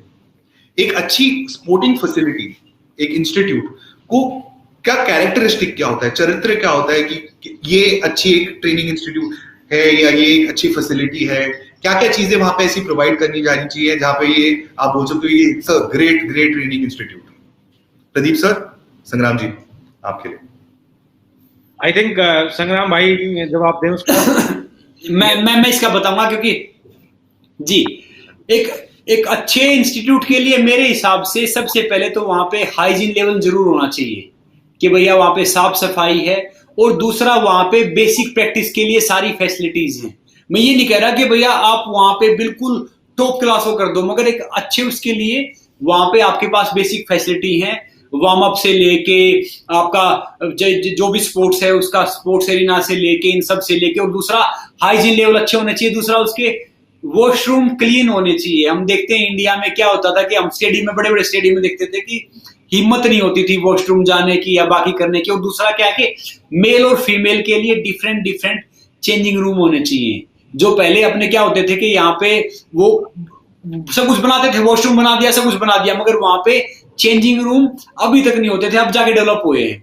और फिर वहां पे क्या है कि एक जैसे कोच के साथ एक सपोर्टिंग स्टाफ होना चाहिए कि भैया ये है, अगर किसी को कुछ इमरजेंसी होती है, कोई दिक्कत होती है, समझ में नहीं आ रहा, तो वो उसको एक बेस्ट तरीके से प्रोवाइड कर पाए। मान लो किसी को इंजरी हो गई प्रैक्टिस करते करते, तो वहां पे आइस वगैरह का इंतजाम है, वो जो सपोर्टिंग स्टाफ है वो आइस लेके आ गया, बाकी चीज लेके आ गया, कुछ हो जाए तो एक आइडल इंस्टीट्यूट ये होता है स्पोर्ट्स का। मैं नहीं कहूंगा कि बिल्कुल अप टू मार्क होना चाहिए या बिल्कुल लो होना चाहिए, मगर आइडली तो ये होना चाहिए कि फैसिलिटी के साथ वहां पे वो फैसिलिटी भी रहे जो बेसिक होती है। बिल्कुल। अच्छा, अब एक और सवाल आप दोनों के लिए फिर से, अच्छी एज क्या है किसी भी स्पोर्ट्स को स्टार्ट करने के लिए, किसी भी कोई सी भी, आई मीन लोग बोलते हैं अर्लीस्ट से earliest for example, but earliest सबसे क्या होता है? इसका जवाब भी मैं ही देता हूं, प्रदीप जी देंगे बाद में। देखो, आइडली एज किसी भी स्पोर्ट्स में जाने के लिए मैंने बोला 6 साल से बच्चे की एक्सरसाइज स्टार्ट करवा दो। जैसे उसका नॉर्मल जॉगिंग करना है या स्ट्रेचिंग करना है या हल्के आसन बनवाना है, ये सब करना है। फिर आइडल एज होती है जो बच्चे का स्पोर्ट्स करने के लिए 12 ईयर्स, 10, 11, 12 ईयर्स। वहां से बच्चा पीक पकड़ता है किसी भी स्पोर्ट्स के लिए कि भैया 10 के वो रेडी हो गया प्रोफेशनल्स में आने के लिए। 11, 12 में क्या होता है, बच्चा थोड़ा समझदार हो जाता है, मैच्योर हो जाता है 12 में। फिर वो उस गेम की बारीकियां, स्पोर्ट्स की बारीकियां वर्कआउट करने में थोड़ा सा सक्षम हो जाएगा। 12 साल से थोड़ा सा बच्चा छोटा रहता है, तो परफेक्ट एज है। 6 साल से स्टार्ट करवा दो एक्टिविटी, मगर 12 ईयर में उसको प्रोफेशनली परफेक्ट बना दो। परफेक्ट। अब सर थोड़े से आपके क्वेश्चन, मैं ऑडियंस के क्वेश्चन लेना स्टार्ट करता हूँ। ऑडियंस के क्वेश्चन की तैयारी थोड़ी सी मैं करके बैठा हूँ। सबसे पहले आता है क्वेश्चन हमारे अमित जी से। उन्होंने पूछा है, वो शॉटपुट में के बारे में पूछना चाहते हैं। उनका एक लड़का है 8 साल का और लड़की है 11 साल की। उनको गेम में इंटरेस्ट है और have started the training very early, right? तो अब उसका स्कोप क्या है, उनको किस तरीके से ट्रेनिंग करवानी चाहिए इन द फ्यूचर, और उनका शॉटपुट का स्कोप क्या है from an Indian point of view all together? कि 8 साल का लड़का और 11 साल के लड़के। हाँ जी, जैसे मैंने बताया कि अगर 8 साल का लड़का है, 11 साल की लड़की है, तो देखो उनकी सबसे पहले मैं कहूंगा कि किसी भी स्पोर्ट्स में आपको अच्छा स्पोर्ट्समैन बनाना तो 1-2 साल जिम्नास्टिक करवाओ उसकी बच्चे की। पहले जिम्नास्टिक में क्या है कि उसकी 90% मसल्स तैयार हो जाए कुछ भी करने के लिए, इंजुरी कम आएगी, और फिर उसका जो बॉडी एज है, जो बाकी पूरी बॉडी की फ्लेक्सिबिलिटी है, मसल्स हैं, वो इतनी मजबूत हो जाएंगी, जिस भी इसको स्पोर्ट्स में जाना है उसके लिए परफेक्ट रहेगा। जो 8 साल का बच्चा है उसको तो अभी हल्की रनिंग, स्ट्रेचिंग या बाकी चीजें करवाते रहे, जैसे ये चक्रासन है, बाकी आसन है, या जिम्नास्टिक अगर आपके सेंटर पास में तो उसमें लेके जाएं। और 11 साल की जो लड़की है वो जिस भी स्पोर्ट्स में उसको जाना है, कि उसके लिए उसकी धीरे धीरे प्रॉपरली, देखो कोई भी बच्चा है, शुरुआत में 2 चीज और ध्यान रखे माता पिता कि प्रॉपर वार्म अप होना चाहिए और प्रॉपर कूल डाउन होना चाहिए, क्योंकि वार्म अप प्रॉपर होगा तो इंजरी नहीं होगी, वो अच्छे तरीके स्पोर्ट्स करेगा। कूल डाउन होगा तो वो इंजरी से बचेगा और नेक्स्ट उसकी ट्रेनिंग के लिए उसमें फिर से ताकत आएगी, उसकी मसल्स में फिर से कोई ऐसा नहीं आएगा कि कोई दिक्कत हो। तो जो 8 साल का है उसको थोड़ी जिम्नास्टिक करवाओ अभी, और जो 11 साल की लड़की है उसको प्रॉपर वार्म अप करवा के उस गेम के बारे में, जिस गेम में उसको जाना है, तो उसको बारीकियां सिखाना स्टार्ट कर दो। और जो कार्डियो है, जो बाकी हार्डवर्क है, वो डिफरेंट है। प्रदीप जी बताएंगे। दूसरा शॉर्ट पुट स्पेसिफिक उन्होंने पूछा है। मेरा दोस्त है, अभी कॉमनवेल्थ मेडल लेके आया था, प्रवेश तोमर, दिल्ली पुलिस में ही है, शॉर्ट पुट में स्पेसिफिकली। तो शॉर्ट पुट में करियर है, और जैसा कि हम स्पोर्ट बना किस लिए है, वो बिल्कुल जेन्युइन क्वेश्चन आ गया वहीं जहाँ पेन पॉइंट है कि फ्यूचर, क्योंकि बहुत सारे एथलीट्स ऐसे हैं जिनको अपने गेम का फ्यूचर इंडिया में नहीं मालूम है, बिकॉज सिर्फ 2 या 3 पेट गेम हो गए, जो मीडिया के लिए भी पेट हो गया, पॉपुलैरिटी भी उससे आ रही है, पैसा भी वहीं से आ रहा है। शॉर्ट पुट अभी पॉपुलराइज इतना नहीं हुआ, बट शॉर्ट पुट में कैपेबिलिटीज हैं। तो इन टर्म्स ऑफ अगर आप करियर की बात करते हैं, शॉर्ट पुट में अच्छा करियर है। आपकी ट्रेनिंग की बात है, वो संग्राम भाई ने बता दी कि सबसे पहले आपकी मसल, और मैं ये बता दूं संग्राम भाई, जो आपने बोला ना जिम्नास्टिक का, प्रवेश तोमर 12th तक हमारे स्कूल में जिम्नास्टिक्स की टीम में था और शुरू किया। अच्छा, मैं बताऊंगा, मैंने शॉर्टपुट सुना नहीं था, मुझे आवाज नहीं आई थी शॉर्टपुट वाली। परवेश मेरा अच्छा दोस्त है, दिल्ली पुलिस में हमने साथ में बहुत ट्रेनिंग की है। तो क्या है कि शॉर्टपुट है, उसमें बिल्कुल करियर है, नो डाउट। बस बशर्ते क्या है कि अपने बॉडी में ताकत बना लो। मैंने शॉर्टपुट सुना नहीं था। अगर वो 8 साल का लड़का है, 11 साल की लड़की शॉर्टपुट में जाना चाहते हैं तो बिल्कुल जा सकते हैं, नो डाउट। धीरे धीरे अपने आप को बिल्ड करे, धीरे धीरे डेवलप करे।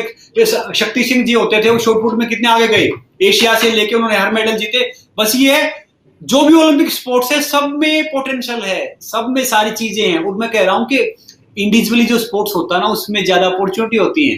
टीम गेम में तो मान लो एक ने अच्छा खेला, 2 ने अच्छा नहीं खेला, तो टीम गेम में जो एक अच्छा खेलने वाला उसका टैलेंट थोड़ा सा दब जाता है। और इंडिविजुअली में तो क्या, जैसे शॉर्टपुट है, बॉक्सिंग है, रेसलिंग है, कि जितना आप कोशिश करते रहोगे उतना आगे जाओगे। तो हाँ, इनके पास है, बिल्कुल इसका फ्यूचर है। Perfect sir. संग्राम जी, आपके लिए अगला सवाल आया है, क्योंकि ये रेसलिंग का सवाल है। सक्षम पूछना चाहते हैं आपसे, उनका एक 12 साल का बच्चा है जिन्होंने थोड़ा सा रेसलिंग में इंटरेस्ट पिक किया है, मगर आसपास कोई ट्रेनिंग एकेडमी नहीं है। उसको जो ये इंटरेस्ट है उसको कैसे फॉलो करे? अच्छा, पहले तो ये रहते कहाँ पे है, ये दिल्ली में रहते हैं या कहाँ रहते हैं? देखो, हरियाणा में ढेर सारे रेसलिंग के इंस्टीट्यूट हैं, दिल्ली में ढेर सारे इंस्टीट्यूट हैं, और जो इनके नियर बाय कोई अखाड़ा है या बाकी कोई संस्थान है, कोई मेट का है, कोई या साई का सेंटर है, तो वहां पे स्टार्ट कर दे। नहीं तो हम थोड़े दिन में स्पोर्ट से यहाँ पे कनेक्ट हो जाएं, वो हम बताएंगे उनको कि उनके नियर बाय कौन सा अच्छा एक इंस्टीट्यूट है जहाँ पे वो जा सकते हैं, वो किस अच्छे कोच से कोचिंग ले सकते हैं, कहाँ पे अपना करियर बना सकते हैं। रेसलिंग भी एक ऐसा स्पोर्ट्स है कि जितनी मेहनत करोगे उतना ही निखर के आएगा, और अच्छा स्पोर्ट्स है। तो हम उनको प्रॉपरली करवा देंगे कि भैया उनको क्या क्या करना है, उनके नियर बाय क्या है। स्पोर्ट्स का काम तो यही है ना, वो कड़ी से कड़ी जोड़ना, तो हम कड़ी जोड़ देंगे उनके लिए। और साथ में हमारा जो ऑनलाइन ट्रेनिंग प्लेटफॉर्म होगा, उसमें वो अगर जुड़ेंगे, जैसे हम उसको भी लॉन्च करेंगे प्रोडक्ट में, तो उसमें जुड़ेंगे तो वो अगर चाहें तो अपने बेटे को मेंटर भी, संग्राम भाई भी मेंटर बन सकते हैं, और बड़े बड़े जो इंटरनेशनल हमारे रेसलर्स हैं और कोचेज हैं, वो एज अ मेंटरशिप प्रोग्राम में भी आ सकते हैं, वहां से भी सीख सकते हैं। तो हमारा द्रोणाचार्य मॉडल है एकलव्यास के लिए, तो he can become R1 एकलव्यास, who can get so many द्रोणाचार्यस too। Perfect. तो इसका अब मैं थोड़ा सा 2 सेकंड और लेना चाहूंगा, बिकॉज आपने स्पोर्टोस्पॉट के बारे में बोला है। You can now go to Sportospot website. मैं सभी ऑडियंस मेंबर को ये बोलना चाह रहा हूँ, एक अर्ली एक्सेस आप साइन अप कर सकते हैं वहां पे। तो आपको जस्ट जाना है sportospot.com पे और अर्ली एक्सेस अपनी डिटेल्स डाल दीजिए। आपको सबसे पहले एक्सेस मिलेगा whenever we launch the Sportospot platform in mass for everyone across the board. I hope you guys sign up. इसके बाद अगला सवाल आता है, आप दोनों के लिए है। वृंदा से आया है। वृंदा पूछती है, मेरा ये सवाल है कि मैं अपने बच्चे को स्पोर्ट में करियर बनाने के लिए मोटिवेट कैसे कर सकते हैं, किस तरह से सपोर्ट दे सकते हैं? यानी कि उन्होंने ये नहीं बोला कि एक पर्टिकुलर स्पोर्ट चाहिए, बट उनको मोटिवेट करना है कि अब वो अपने करियर बनाए उस स्पोर्ट के अंदर। तो पेरेंट्स क्या कर सकते हैं बच्चों के लिए जो ऐसा सपोर्ट प्रोवाइड करें इन सारी चीजों के लिए? सर अच्छा चलो मैं बताता हूँ इसके लिए। आप पहले प्रदीप जी बताएंगे। प्रदीप जी आप मैं सिर्फ अपना पर्सनल वृंदा जी के साथ शेयर करता है। सो वृंदा जी मेरा बेटा है 6.5 साल, राइट। सो हमने जब शुरू किया, so we never thought of, जो आपका क्वेश्चन है एक जेन्युइन क्वेश्चन है, हर पेरेंट के मन में होता है, but when it comes to sports specifically, हर आदमी स्पोर्ट्स में करियर बनाए कैसे, या बच्चों को कैसे मोटिवेट करे। Start sharing success stories of sports people with your kid. सबसे पहले अपने आसपास अपने कंट्री के इंटरनेशनल प्लेयर्स की स्पोर्ट्स की जो सक्सेस स्टोरीज हैं वो उस बच्चे के साथ शेयर करना शुरू करो।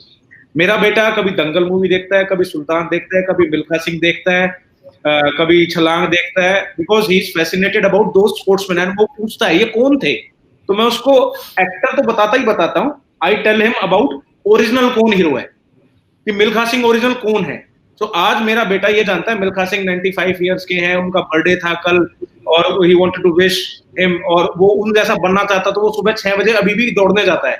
और मेरा बेटा 6.5 साल का संग्राम भाई अभी भी 2 से 2.5 किलोमीटर डेली रन करता है, तो जॉगिंग कराता हूँ मैं उसे सुबह सुबह।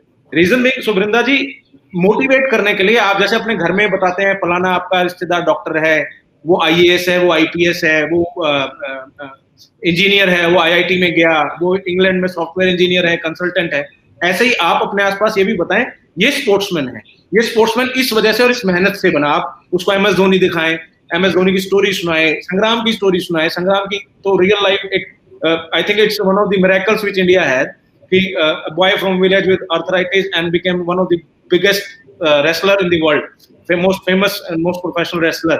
So similarly वो सब चीजें हम रोल मॉडल सब चेंज करेंगे, उनको सिखाना शुरू करेंगे, they will see it and then show them the career path. और उसके लिए हम अपना जो हमने स्पोर्ट बनाया, that is to help you parents around, कि बच्चे को आप क्या सिखाएंगे, क्या दिखाएंगे, और साथ में उसकी अचीवमेंट, एक्नॉलेजमेंट जब होती है ना, रिवॉर्ड एंड रिकॉग्निशन, जब बच्चे को शुरुआती तौर पे गेम खेलने पे डांट की बजाय शाबाशी मिलेगी, इनाम मिलेगा, स्कूल लेवल पे इनाम मिलेगा, तो वो धीरे धीरे अपने आप ही मोटिवेट होगा। संग्राम भाई इसके साथ आप जोड़ें। नहीं देखिए, जो आपने बोला ना बिल्कुल सही बोला, कि बच्चे का आना, कहते हैं ना कि अगर फाउंडेशन मजबूत होगी ना तो घर अच्छा बनेगा। और एक पुरानी कहावत है, कर्म बदलो किस्मत अपने आप बदल जाती है। अगर आप बच्चे को है ना उसके सामने की इंस्पायरिंग लाइफ खुद भी जियोगे और उसको बताओगे कि भैया देखो इन्होंने अपनी लाइफ कहां से कहां स्टार्ट की, चाहे वो सचिन तेंदुलकर है, चाहे वो लीजेंड ध्यानचंद जी थे, चाहे वो कोई भी है जिन्होंने, चाहे वो मैरी कॉम जी, मतलब जिन्होंने अपनी लाइफ ये 0 से लेके हीरो तक स्टार्ट की है, उसके बारे में बताओ कि भैया स्पोर्ट्स से आप हर चीज अचीव कर सकते हैं, सब कुछ पा सकते हैं, बशर्ते बस आपको मेहनत करना है, आपको हार्ड वर्क करना है। और मैं कह रहा हूँ माता पिता की है ना सिर्फ 6 से 7 साल की मेहनत है, कि 12 से अगर 17-18 साल तक उन्होंने मेहनत कर दी ना, तो मैं कह रहा हूँ कि उनका बच्चा पता नहीं, देश, परिवार छोड़ दो, गांव छोड़ दो, स्टेट छोड़ दो, देश छोड़ दो, वर्ल्ड में एक सितारा बन के चमकेगा। बस ये है कि बशर्ते उनको मोटिवेट करो, उनमें आदत डालो, उनके साथ खुद भी आप स्पोर्ट्स किट पहन लो, कई बार जाओ, उनको लेके जाओ बाहर, वो ये सारी चीज वही है। देखो बच्चा हमेशा जो घर से सीखता है ना तभी जाके होता, चाहे वो अपने आसपास से सीखता है, तो हमेशा उसके आसपास एक ऐसा माहौल बना के रखो। अगर आप ये स्पोर्ट्स करते हैं, ये स्पोर्ट्स खेलते हैं, तो आप कहीं भी पहुंच सकते हैं, इसमें कोई लिमिटेशन है ही नहीं। जॉब करोगे, पढ़ोगे तो भैया एक जॉब कर सकते हो, एक परफेक्टली कर सकते हो। स्पोर्ट्स में तो आप वर्ल्ड चैंपियन बन सकते हो, आप ओलंपिक चैंपियन बन सकते हो। तो उसको वो चीज एक ऐसे बिल्ड की जाए और उसको दिखाया जाए कि भैया ये स्पोर्ट्स ये है, तो जैसे प्रदीप जी ने बोला, वो उससे वो बच्चे मोटिवेट हो जाएंगे, नो डाउट। क्या बात है, इंस्पिरेशन में आप लोगों ने मेरे को भी इंस्पायर कर दिया इस केस में। तो अब नेक्स्ट पार्ट है, सनियम मलिक का क्वेश्चन है। उन्होंने काफी जल्दी अपनी बेटी को डाल दिया है, 3 साल की बच्चा है उनका, बेटी है, जो लॉन टेनिस में उन्होंने उनको डाल के रखा हुआ है। He is already started sending her to an academy itself to make a career in tennis. How to guide her? वो पूछ रहे हैं कि एज अ पेरेंट वो कैसे उनको गाइड कर सकते हैं to make a career in lawn tennis itself. देखो इसका मैं बता रहा हूं कि वो 3 साल की गुड़िया है ना, उसको उन्होंने डाल दिया टेनिस में, अच्छी बात है, मगर अभी उस पे ना प्रेशर मत डालें, उसको ना एक टेनिस से खेलने दे, मतलब टेनिस का यूज टू होने दे उसको। अच्छी बात है वो 3 साल के है, टचवुड हेल्दी है कि वो अभी से जा रहे हैं, तो उसको धीरे धीरे, क्योंकि कई बार क्या होता है कि बच्चे को मरली डाल देते हैं ना, जब सी स्टेज आती है ना करने की, तो ना उसके यहाँ तक इतना बढ़ जाता है कि उस गेम से ना दूर चला जाता है। अभी उस पे ज्यादा प्रेशर नहीं डालें, ज्यादा बर्डन नहीं डालें, उसको दिखाएं कि भैया ये है, ये गेम ये है। उसको जैसे बच्चे खिलौने से खेलते हैं ना, तो उसको रैकेट से, बॉल से खेलने दे 2-3 साल, जब उसके यूज हो जाएगी, फिर उसमें है ना, मैं कह रहा हूं कि बाकी बच्चों की तुलना में ज्यादा वो एक्सपर्ट हो जाएंगे। देखो मास्टर कौन होता है, एक्सपर्ट कौन होता है? देखो माँ के पेट से तो सभी बिगनर पैदा होते हैं, धीरे धीरे कर करके सब चैंपियन बनते हैं ना, सब एक्सपर्ट बनते हैं। और मैं हमेशा कहता हूँ, प्रदीप जी से भी कहता हूँ, हर जगह कहता हूँ कि चैंपियन वो नहीं होता जो मेडल जीता है, ट्रॉफी जीता है, फर्स्ट आता है। चैंपियन वो होता है जो लगातार कोशिश करता है, लगातार कोशिश करता रहता है। तो भैया उसको वो चैंपियन बनाए कि भैया कोई भी सिचुएशन आ जाए, कोई भी स्थिति आ जाए, बस आपको कोशिश करनी है। देखो इस दुनिया में पानी सबसे हल्का होता है, मगर पानी बड़ी बड़ी चट्टानें तोड़ देता है। क्यों तोड़ता है? लगातार उसका बहना। तो इसलिए उस बच्ची को सिखाएं कि अभी तो नॉर्मली खेलते रहे, फिर उसमें को नेवर गिव वाली जो स्पिरिट आ गई ना, तो उसके बाद क्या है कि वो धीरे धीरे उस गेम को पकड़ लेंगे और ऐसा पिक करेंगे कि वो छोटी उम्र में ही सब जूनियर, जूनियर, सीनियर में चैंपियन बन जाएंगे। देखो जब हम तो गांव से आए, हमें पता ही नहीं होता था सब जूनियर क्या है, जूनियर क्या है, या अंडर 21, 19 क्या है। तो इन बच्चों को सब पता होगा कि ये हर एक स्टेप चलते चलते आगे आएंगे, ताकि जब ये वर्ल्ड ओलंपिक लेवल पे आए तो वो परफॉर्म कर सकें कि जिसके यूज टू हो चुके हों। तो अच्छा है, बेस्ट है। मैं इसके साथ ऐड कर दूं थोड़ा सा मलिक साहब के लिए। तो मलिक साहब, बिल्कुल आपका जेन्युइन कंसर्न था, संग्राम भाई ने आपको बिल्कुल उसका आंसर दिया।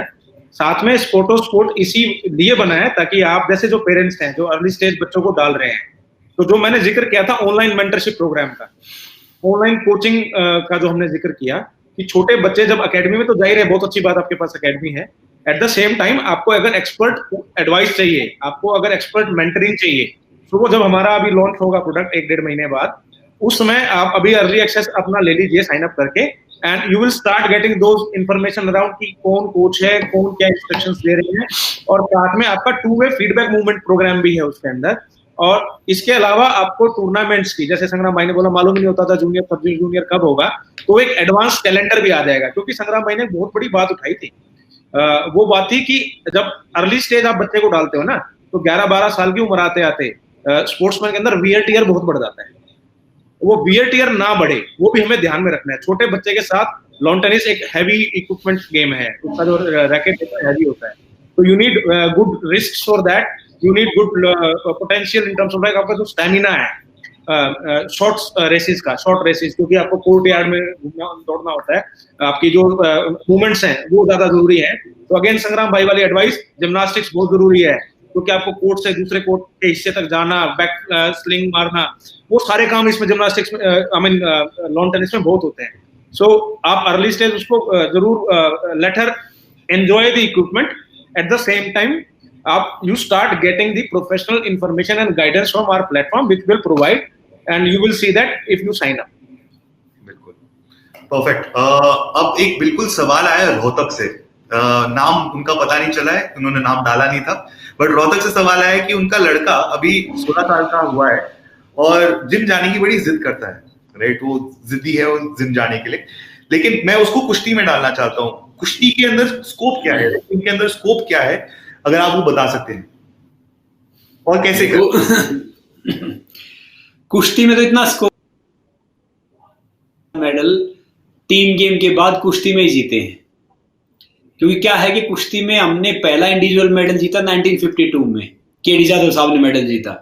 उसके बाद सुशील ने, योगेश्वर ने, साक्षी ने ढेर सारे मेडल जीते। तो कुश्ती में स्कोप ढेर सारा है, मगर अगर वो जिम में जाना चाहता है तो जिम में भी जाने दो। मैं कह रहा हूं कि वेट लिफ्टिंग भी कम स्पोर्ट्स नहीं है, वेट लिफ्टिंग भी बड़ा स्पोर्ट्स है, मगर कुश्ती में उससे ज्यादा इसलिए कि कुश्ती एक आम आदमी का खेल है, वेट लिफ्टिंग थोड़ा सा डिफरेंट खेल है। तो वो अगर ताकत वहां से बनाना चाहता है तो उसको धीरे धीरे मोटिवेट करोगे कुश्ती के लिए, क्योंकि कुश्ती में क्या है कि कुश्ती में जब बच्चा थोड़ा सा ठीक रेसलर होता है ना, तो वो अपना खर्चा खुद निकालने लग जाता है। जैसे दंगल लड़के, बाकी चैंपियनशिप लड़के, बाकी टूर्नामेंट लड़के, जो वेट लिफ्टिंग में अभी तक लैक है इंडिया में, जैसे जिम में जाएगा नॉर्मली, शौकिया तो ठीक है जाओ सब कुछ करो, या फिर अच्छी बॉडी बनाने के लिए जाओ, बाकी प्रोफेशनल कुश्ती में ज्यादा वो मतलब इनकम है, ज्यादा थोड़ा फेम है, ज्यादा चीजें हैं एज कंपेयर वेट लिफ्टिंग के। बाकी क्या है कि कुश्ती का तो अब हमें हिस्ट्री बताने की जरूरत ही नहीं है, फीमेल से लेके मेल से लेके कुश्ती में तो हमने इतने मेडल जीते हैं। और ओलंपिक में एकमात्र जो कुश्ती एक ऐसा गेम है जो लगातार पिछले 12 साल से 16 साल से जो लगातार एक मेडल जीत रहा है, जो लगातार वो कर रहा है, चाहे वो सुशील के हैं, योगेश्वर के हैं, साक्षी के हैं। हम कुश्ती में लगातार पिछले आई थिंक 16 साल से मेडल जीत रहे हैं ओलंपिक में, और पहला इंडिविजुअल मेडल भी हमने कुश्ती में जीता था 1952 में जादव साहब ने। तो कुश्ती में बहुत स्कोप है। क्या बात है। तो सर एक लास्ट ऑडियंस का सवाल, उसके बाद मेरा एक लास्ट सवाल before we end this session, और आपके थोड़े से एंडिंग नोट्स हम जरा लेंगे। एक क्वेश्चन आया अनिल कुमार के से, वो भिवानी से आया है। वो कह रहे हैं उनका 10 साल का बेटा है, कोई अच्छा सा रेसलिंग सेंटर बताइए। संग्राम जी, ये आपके लिए बिल्कुल स्पेसिफिक, अगर आप भिवानी में कोई जाते हैं एक अच्छा सा रेसलिंग सेंटर, वो आपसे वो राय लेना चाहते हैं उसके बारे में। देखो, अब रेसलिंग सेंटर तो ढेर सारे हैं, हरियाणा में भी, भिवानी में भी खड़ा है, मगर जो अच्छा रेसलिंग सेंटर है, बड़ा है, जैसे चित्रला स्टेडियम है। चित्रला स्टेडियम में क्या है कि ढेर सारे बच्चे वहां पे करते हैं, सुशील से लेके जो दीपक पूनिया से लेके रवि दहिया से लेके, मैंने भी इनफैक्ट ट्रेनिंग तो वहां पे स्टार्ट की, कई साल की थी मैंने, सुशील ने, योगेश्वर ने, हमने सबने की थी। तो चित्रला स्टेडियम में क्या है कि एक मतलब बड़ा सेंटर है जिसमें वो बच्चा आगे इंटरेस्ट लेवल पे ग्रो कर सकता है। बाकी हरियाणा में तो हर 15-20 किलोमीटर पे कुश्ती के सेंटर हैं जो अच्छे हैं आजकल, ये नहीं कम नहीं है। एक योगेश्वर ने भी खोला हुआ है जो एक सेंटर है जो अच्छा सोनीपत के पास है, वो भी अच्छा है। या बाकी इवन भिवानी में भी एक सेंटर अच्छा है, या फिर गुरु हनुमान अखाड़ा है, मास्टर चंदगी राम जी अखाड़ा है। तो आजकल ढेर सारे सेंटर ऐसे हैं कि, या इवन वो अपने जो विपुल जी ने खोला हुआ है, जो वो उनका स्कूल है, वो इज द बेटर सेंटर है। वहां पे ढेर सारी फैसिलिटी है, रहने का, खाने का, सब कुछ है, जो अपना इसके खरखोदा के पास है जो। तो मैं कह रहा हूं कि कुश्ती के तो ढेर सारे सेंटर हैं। अगर आपको पढ़ाना भी, स्टडी भी करनी है, वहीं पे बच्चे को खिलाना, वही बच्चे सारी चीज करनी है, तो आप खरखोदा छोड़ सकते हो स्कूल में, इट्स बेटर। तो कुश्ती के तो हर 10 किलोमीटर पे सेंटर हैं। आप सर्च करो कि आपको किस हिसाब से बच्चे को करवाना, सुबह शाम प्रैक्टिस करवानी है, वही छोड़ना, वही सब करनी। तो ढेर सारे सेंटर है कुश्ती के। बाकी अगर आपको स्पेसिफिक स्पोर्ट्स सेंटर की रिक्वायरमेंट है कि आपको जाना है, तो आप लोग दोबारा हमसे साइन अप कर लें हमारे पेज पे। तो हम आपको भिवानी, उसके आसपास जो प्रोफेशनल रेसलिंग की बात अगर आप कर रहे हैं कि आपको मैट की रेसलिंग करनी है, आगे करियर बनाना है बच्चे का, तो वो सारी चीजें भी एक से 1.5 महीने के अंदर हमारे सारे प्लेटफॉर्म्स पे आपको फ्री इन्फॉर्मेशन मिलनी शुरू हो जाएगी। You can start that. Otherwise हमारा खुद का जो ट्रेनिंग सेंटर है, साई का एक्सटेंडेड ब्रांच है, विपुल का स्कूल है, हमारा को-फाउंडर है वो भी विपुल दहिया, उनका प्रताप स्पोर्ट्स स्कूल है खरगोदा में।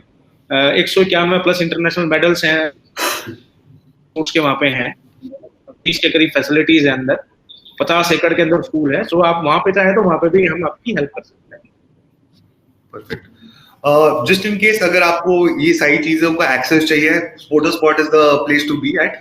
आप अर्ली एक्सेस, अगेन मैं सारे ऑडियंस को फिर से रिपीट कर रहा हूँ, अगर आपको अर्ली एक्सेस चाहिए स्पोर्टोस्पॉट का, प्लीज sportospot.com पे जाइए, वेबसाइट पे। वहां पे एक सिंपल सा फॉर्म है, आप अपने पेरेंट्स हैं या बडिंग एथलीट है, आप अपना नाम, नंबर, ईमेल आईडी बस हमें दे दीजिए। जैसे ही स्पोर्टोस्पॉट का प्लेटफॉर्म पूरा लाइव होता है, हम आपको डेफिनेटली उस पर ऑनबोर्ड करेंगे।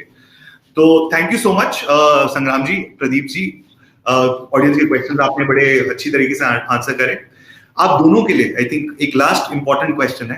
आई think one of the key things that we asked, and जब हमारी बात हुई है इसके ऊपर, एक माइंडसेट की बात हुई है, यू नो, मेंटालिटी की बात हुई है, एक स्ट्रॉन्ग माइंडसेट की बात हुई है।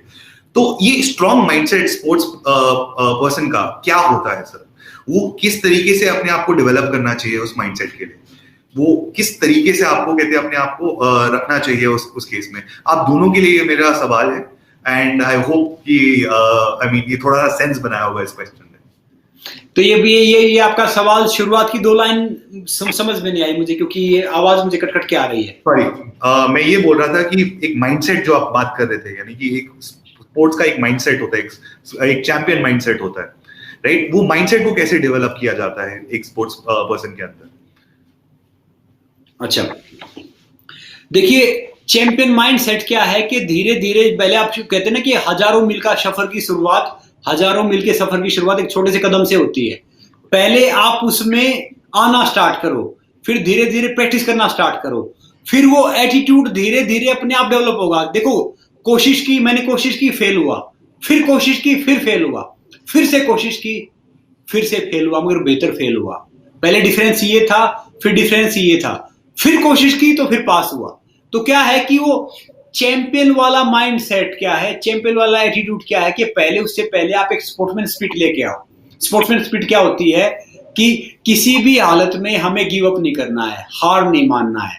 जो मैंने थोड़ी देर पहले बताया था ना कि जिस पे जमाना हंसता है इतिहास वही रचता है, और इतिहास वो हमारे जैसे कोई पागलों में से कोई रचता है। तो ये समझो कि भैया उसके लिए ना पागल हो जाओ, कुछ भी आप नया करोगे, कोशिश करोगे, लोग आपको पागल बोलेंगे, बस उसके लिए तैयार रहो। तो वो चैंपियन एटीट्यूड पता है क्या, वो धीरे धीरे ऐसा डेवलप होता है कि बस मैं कह रहा हूं कि अगर आपको अपने लक्ष्य से कोई दूसरी चीज दिखाई दे रही है तो समझ लो आपका लक्ष्य सही नहीं है, आपका फोकस सही नहीं है। तो वो धीरे धीरे जब आप करते रहोगे, आगे बढ़ते रहोगे, तो आपका वो एक एटीट्यूड डेवलप हो जाएगा।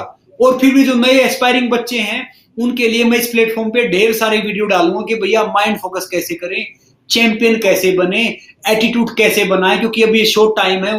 अगर मैं पूरा समझाऊं तो उस पर मैं एक प्रॉपरली एक टॉपिक पे ऊपर एक वीडियो डालूंगा कि भैया अगर मान लो आपको अपनी लाइफ में गिव अप हो रहा है, मेंटली मतलब ऐसे डाउन जा रहे हैं, तो कैसे अपने आप को पिक करें, कैसे ऊपर आए, कैसे सब कुछ करें। और याद रखो सपने भी हमारे हैं, गोल भी हमारा है, अच्छा जितने एफर्ट हो भी हमारे, वो हमारे सिवाय कोई पूरा करेगा नहीं, वो हमें ही कोशिश करनी है। और अगर हमने नहीं किया ना तो कोई दूसरा आगे करेगा और जीतेगा।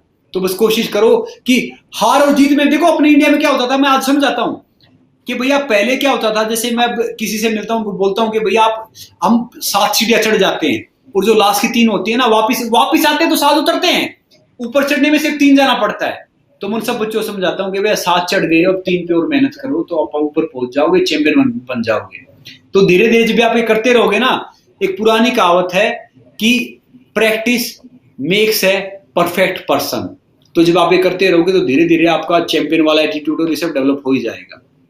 उसी का वो इस पे प्रॉपर्ली वीडियो बनाएंगे। सो इसमें मैं ऐड कर दूं बस थोड़ा सा और, संग्राम भाई ने लास्ट वाले मैं बोलने वाला था वो लाइन संग्राम भाई ने बोल दी, practice makes a man perfect. So मेरा था कि होता क्या है, मैं अपने बेटे से फिर दोबारा कोरिलेट करूंगा एग्जांपल।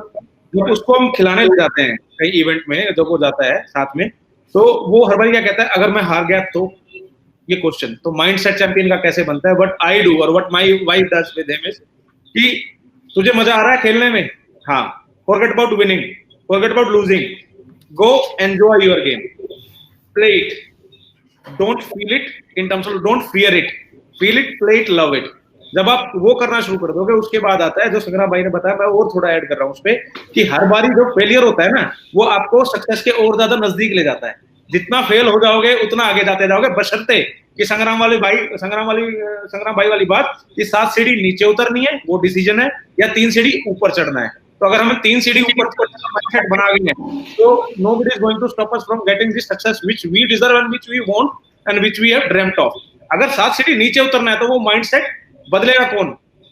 जैसे संग्राम भाई ने बताया, फैमिली इन्वॉल्व अब गेम में होगी, पेरेंट्स अब इन्वॉल्व गेम में होंगे, जब उसके कोच सिर्फ कोच ना रह के उसके दोस्त भी बनेंगे, and they will also become their close allies, कि वो सिर्फ गेम के बारे में ना बता के उसकी पर्सनल लाइफ, वो क्या सोच रहा है, क्या फील कर रहा है, वो बच्ची क्या फील कर रही है, वो सारी चीजें वो समझना शुरू करेंगे। That makes a champion mindset. चलो perfect sir, thank you so much. आपने सब लोगों के क्वेश्चन आंसर करे, मेरे क्वेश्चन मेजरली आंसर करे। Thank you so much for this.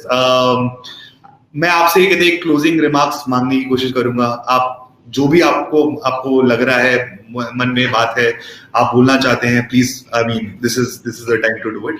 And then हम कहते थैंक यू बोल के कहते इस पूरे सेशन को एंड करेंगे। आई थिंक मैं संग्राम भाई को लास्ट मौका दूंगा, संग्राम भाई के क्लोजर के साथ संग्राम भाई क्लोज करेंगे इवेंट को। सो पहले मैं बोल देता हूँ, purpose of having sport is to provide opportunity, right? Opportunity to deserving, opportunity to needy. Deserving वो बच्चा, वो एथलीट, वो स्पोर्ट्स स्टूडेंट जो स्पोर्ट्स में सीरियस है, या उसको स्पोर्ट्स को अपने मजे के लिए, बिकॉज ही लव्स इट और शी लव्स इट, वो खेलना चाहता है। So professional guidance, mentoring, funding, sponsorship और opportunities to play and advance calendar, everything will be there on sport platform. सारे अच्छे कोचेस, सारी अच्छी फैसिलिटीज इंडिया की, in fact international facilities, everything will be there. Stay with us and we will give you the best platform ever as promised. It is a business, of course, but it is a business with a target, and target is to bring 130 crore medals or to grow that potential in India. We want to make India champion in all these sports. That is what we want. संग्राम भाई आप close करें।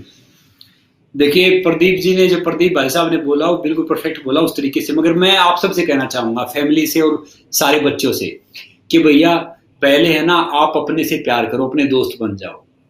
क्योंकि क्या है कि अब 99% अपने दोस्त हैं ही नहीं।